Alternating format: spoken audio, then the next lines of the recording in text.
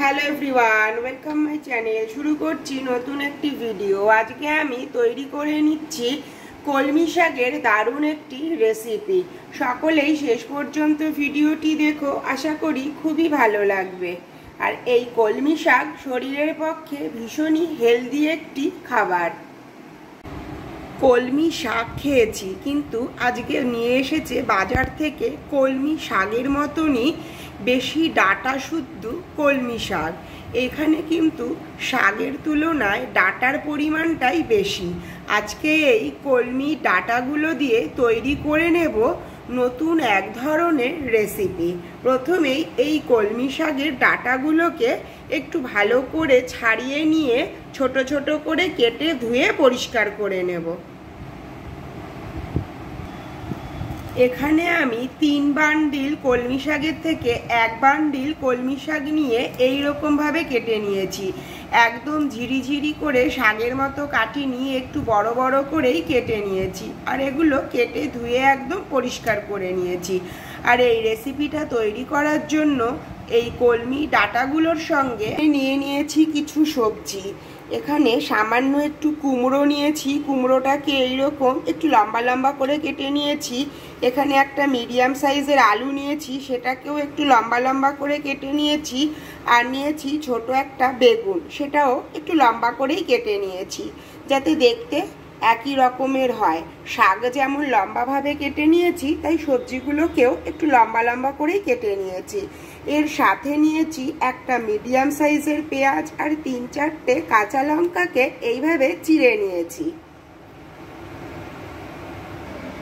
এইদিকে একটা কড়াই আগে থেকেই গরম করতে বসিয়েছি। আর কড়াইটাকে খুব ভালো করে গরম করে নিয়ে এর মধ্যে দিয়ে দিলাম তেল।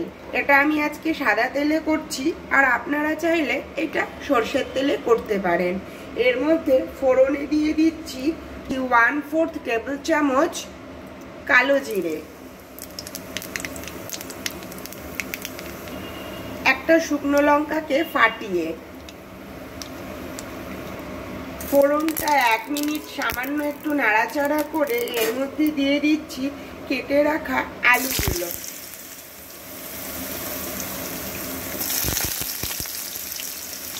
আলুটাকে দিয়ে একটু নাড়াচাড়া করে নেব। আর তারপরেই এর মধ্যে দিয়ে দিচ্ছি কুমড়োটা।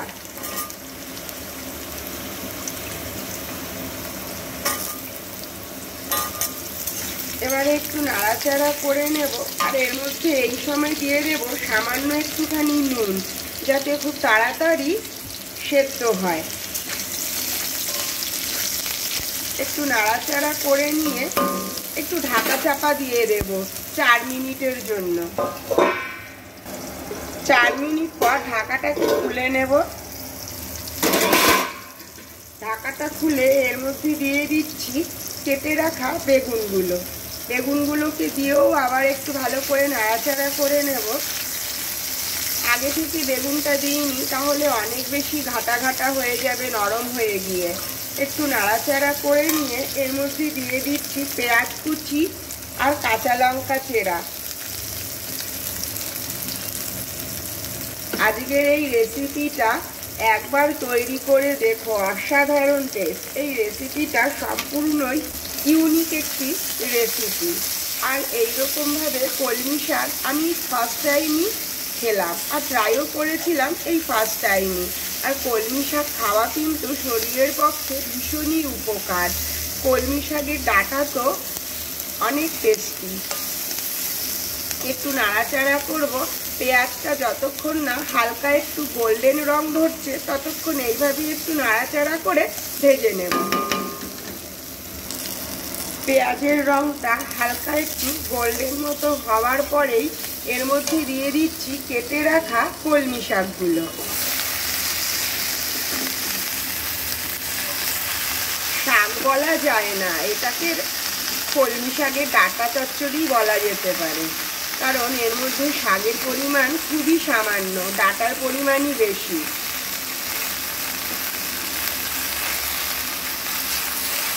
এইবারে এর সঙ্গে নাড়াচাড়া করে মিশিয়ে দেব। আর আমি খুব সামান্য একটু নুন দিয়েছিলাম, এবারে এর মধ্যে দিয়ে দিচ্ছি পরিমাণ মতো নুন। সাথে দিয়ে দিচ্ছি পরিমাণ মতো হলুদ গুঁড়ো,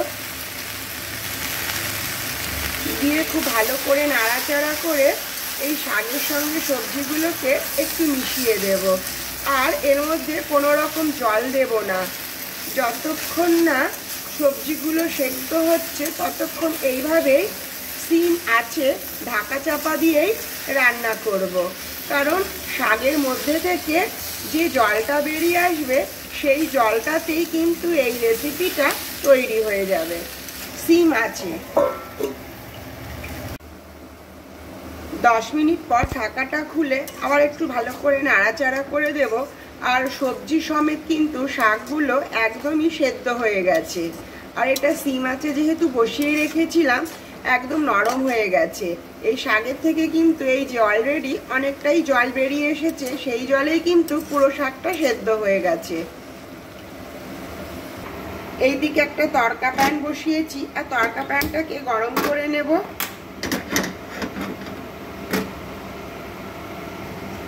তড়কা প্যানটাও গরম হয়ে গেছে, এর মধ্যে দিয়ে দিলাম খানিকটা তেল। তেলটাকেও ভালো করে গরম করে নেব।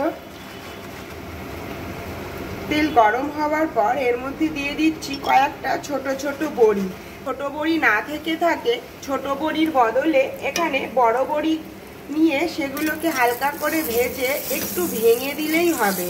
আমার এখানে ছোট ছোট বড়িগুলো ছিল, তাই ছোট বড়ি দিয়েই এই রেসিপিটা আমি তৈরি করে নিচ্ছি। গ্যাসের আঁচটাকে একটু কমিয়ে দিলাম, একটু লালচে করে ভেজে নিয়েছি। এরকম হালকা করে ভেজে নিলাম। এবারে গ্যাসটাকে অফ করে দেব। এবারে এর মধ্যে ওপর দিয়ে দিচ্ছি ভেজে রাখা বড়িগুলোকে। ভাজা বড়িটা এর মধ্যে দিয়ে খুব ভালো করে নাড়াচাড়া করে এর মধ্যে আবার মিশিয়ে দেব। আর এর মধ্যে যে আলু আর কুমড়োগুলো ছিল খুন্তি দিয়ে চেপে চেপে একটু ভেঙে ভেঙে দেব। তাহলে শাকটা অনেকটা ঘাটা ঘাটা হবে, একসাথে লেগে থাকবে, আর দেখতেও ভালো লাগবে, খেতেও বেশ ভালোই লাগবে। এইবার এর মধ্যে দিয়ে দিচ্ছি খুব সামান্য একটু চিনি। একটু মিষ্টি মিষ্টি হলে খেতে আরও বেশি ভালো লাগবে। কেউ চাইলে এখানে মিষ্টিটা নাও দিতে পারে। এইভাবে নাড়াচাড়া করে নামিয়ে নেব।